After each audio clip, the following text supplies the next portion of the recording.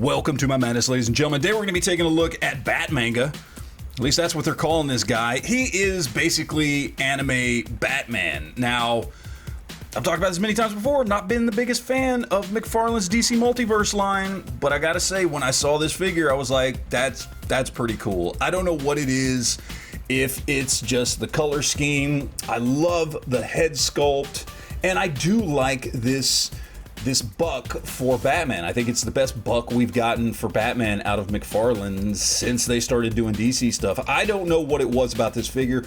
Maybe it's all of those things combined, but I just saw it and I thought that's one I definitely have to pick up, and I gotta say, it's a great figure. Now, this is not gonna be a full-blown review. We're not gonna go into articulation, all that stuff, because everybody's seen this buck, okay? It's been around since we got this guy right here, okay? This is the same buck as the Nightfall Batman, and you know, there's no differences between these two figures outside of they've done a head swap and recolored it, and he's got a different belt. Other than that, these are the exact same figure, okay? So there's really nothing to talk about here when it comes to like doing a full-blown review or anything like that. You don't need to. You just need to know, does this figure look cool on your shelf?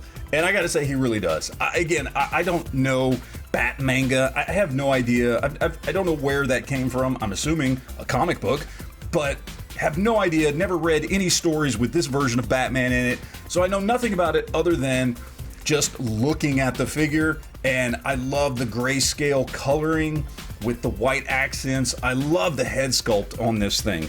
The head sculpt on this thing is very old school, kind of reminiscent of, you know, Superpowers or, you know, Super Friends and that kind of thing, with maybe a little bit of, you know, Batman 66 kind of in there. And there's just something really, really cool about that head sculpt. And it looks really good on this body. I mean, I really, really like it a lot. Again, I don't know anything about this Batman. Is he from the comics? Did we actually get a manga series for Batman? I don't know. I also don't care. This is a great looking figure. I love the way it looks. I love the way it pops. I think they did a fantastic job. Again, pretty much just across the board, outside of the belt and the head sculpt, it is straight up reuse. But damn, is this a great example of reuse. And then just to throw them up for comparison with some of the figures that I've actually customized over the last couple years here, we've got, as you can see, all different versions of Superman, because he's one of my favorite characters and certainly my favorite DC superhero. And you can see how he stacks up even with these custom figures here.